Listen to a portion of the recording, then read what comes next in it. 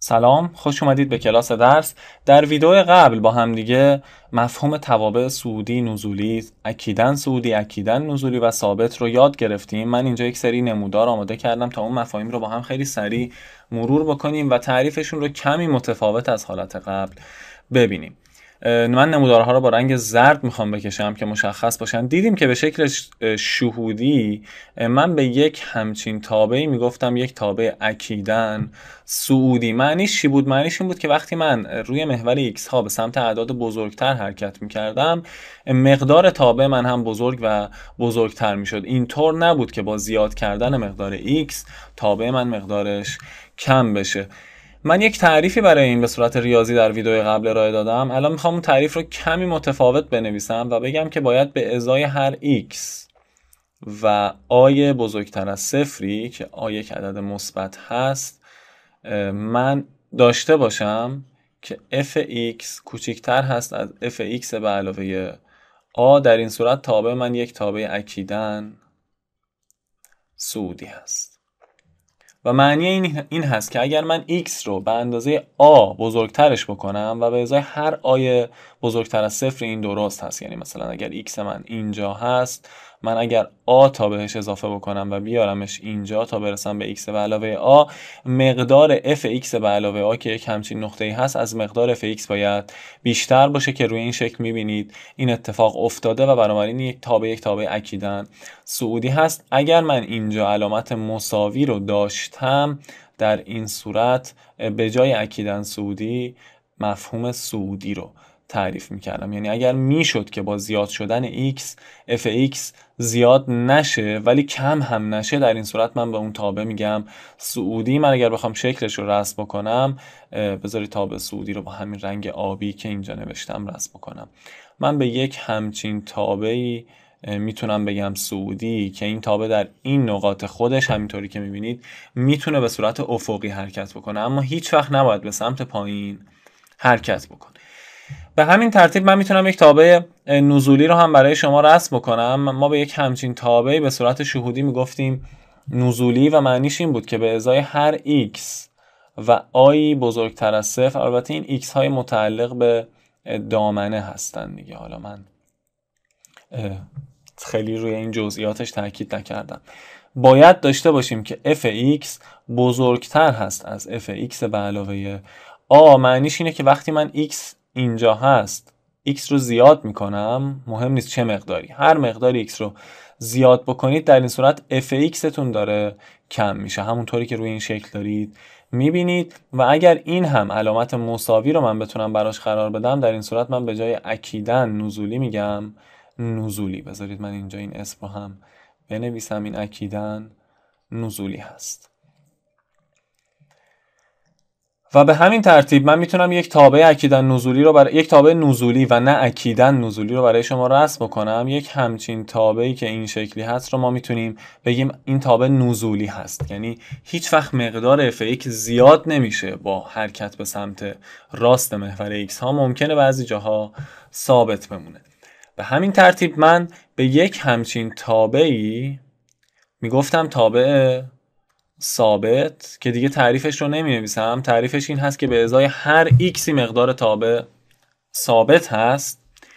اما چیزی که میخوام این ویدیو اضافه بکنم اینه که یک تابع میتونه در بعضی از بخش‌های خودش صعودی باشه و در بعضی از بخش‌های خودش نزولی و به همین ترتیب حتی میتونه در بعضی از بخش‌های خودش ثابت هم باشه. مثلا این تابعی که من الان رسم کردم از ابتدا تا حدوداً این نقطه صعودی هست، پس تا اینجا صعودیه.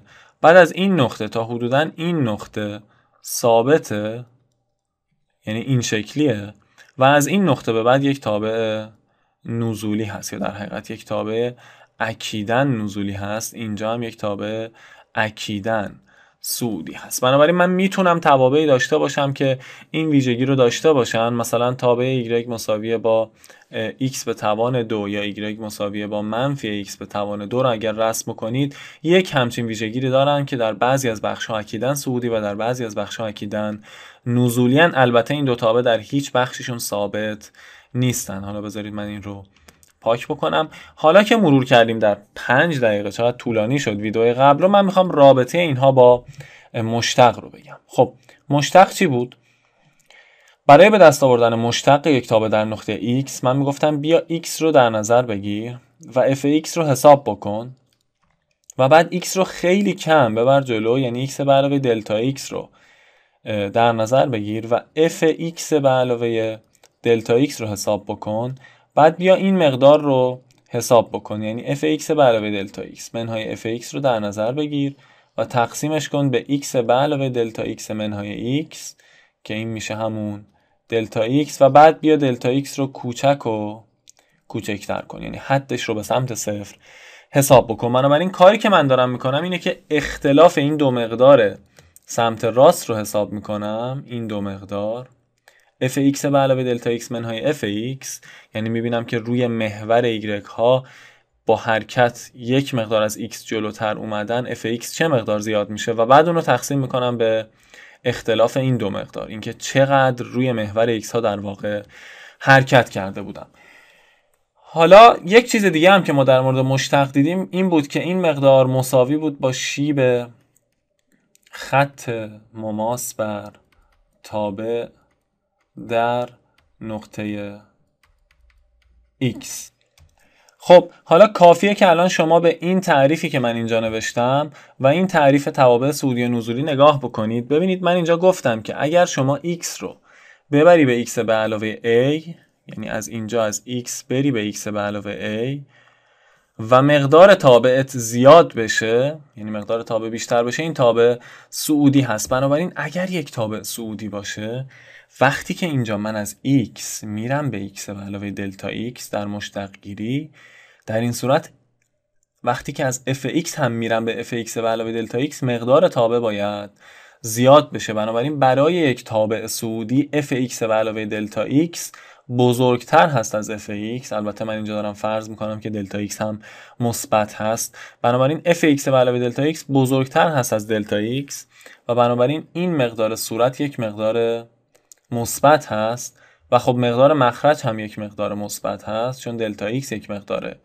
مثبته و بنابراین این کسر کلا یک مقدار مثبت هست. به عکس اگر دلتا x رو حتی شما یک عدد منفی بگیرید، در این صورت طبق تعریف تابع صعودی وقتی که از x شما برید به x به علاوه دلتا x، یعنی کمی به سمت چپ به سمت عقب حرکت بکنید، این مقدار باید کمتر باشه از f(x). بنابراین صورت منفیه، مخرج هم که دلتا x منفی خواهد بود، بنابراین این کسر کلا مثبت خواهد بود. بنابراین در هر دو حالت برای یک تابع صعودی این کسر مثبت خواهد بود و مقدار مشتق مثبت به دست خواهد اومد. شما میتونید این رو از این هم ببینید که شیب خط مماس بر تابع در نقطه x اگر یک تابع صعودی باشه مثبت هست. اگر بیایید و به این شکل ها نگاه کنید، مثلا در این نقطه خط مماس بر تابع یک همچین چیزی هست، یا مثلا در این نقطه یک همچین چیزی هست، یا در این نقطه یک همچین چیزی هست و به همین ترتیب برای این یکی تابع میبینید که در تمام نقاطی که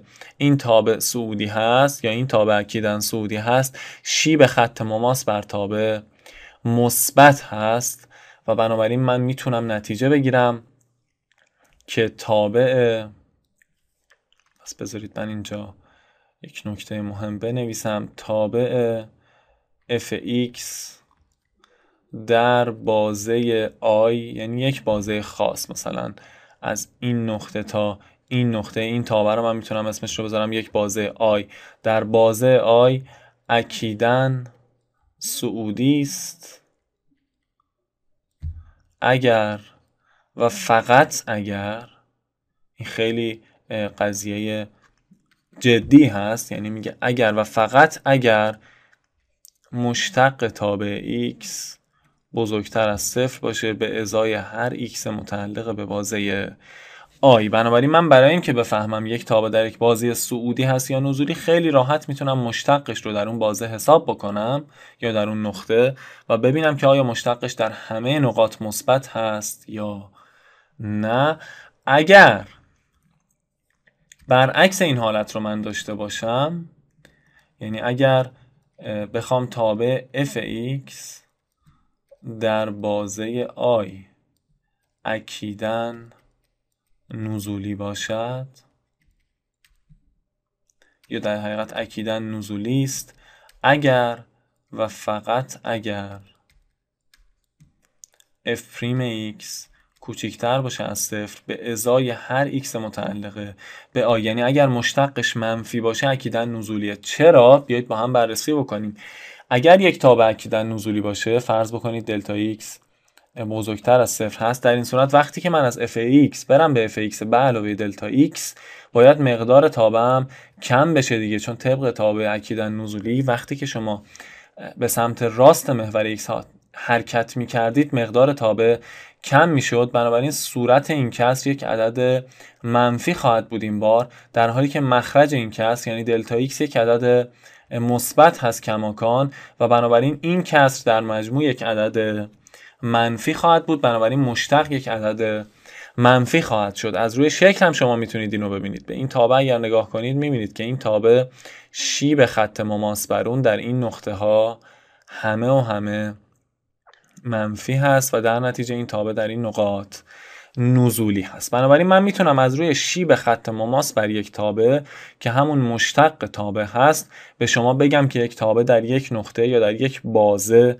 صعودی هست یا نزولی. اما آخرین نکته‌ای که فقط برای یادآوری میخوام بگم، چون اینو قبلا نشون دادیم، این هست که برای یک تابع ثابت مشتق چی هست؟ خب من مطمئنم همتون میدونید که f پریم x مساویه با صفر هست. وقتی یک تابع ثابت هست شما اگر از x برید به x به علاوه دلتا x مقدار f تون هیچ تغییری نمیکنه، بنابراین صورت این کسر همیشه صفر هست و بنابراین مشتق همیشه صفر خواهد بود. بنابراین اگر مشتق یک تابع در یک بازه صفر شد به این معنیه که این تابع در اون بازه یک تابع ثابت هست. اگر من در این قضیه ها اینجا یک علامت مساوی و اینجا هم یک علامت مساوی بذارم، یعنی اجازه بدم که در برخی از مواقع این مشتق ها صفر بشن، در این صورت اکیداً رو باید از این دوتا حذف کنم. یک تابع صعودی اگر مشتقش همیشه مثبت یا صفر باشه، یعنی میتونه مشتقش یک جاهایی مثلا برای این تابع اینجاها یا برای این تابع اینجاها صفر باشه. به همین ترتیب یک تابع نزولی اگر مشتقش همیشه منفی یا صفر باشه. بنابراین این صفر شدن مشتق معنیش این هست که صرفا این تابع در برخی از نقاط ثابت هست. به این ترتیب شما میتونید خیلی راحت صعودی یا نزولی بودن توابع رو تشخیص بدید. حتما از این موضوع با هم دیگه مثالهای زیادی حل خواهیم کرد.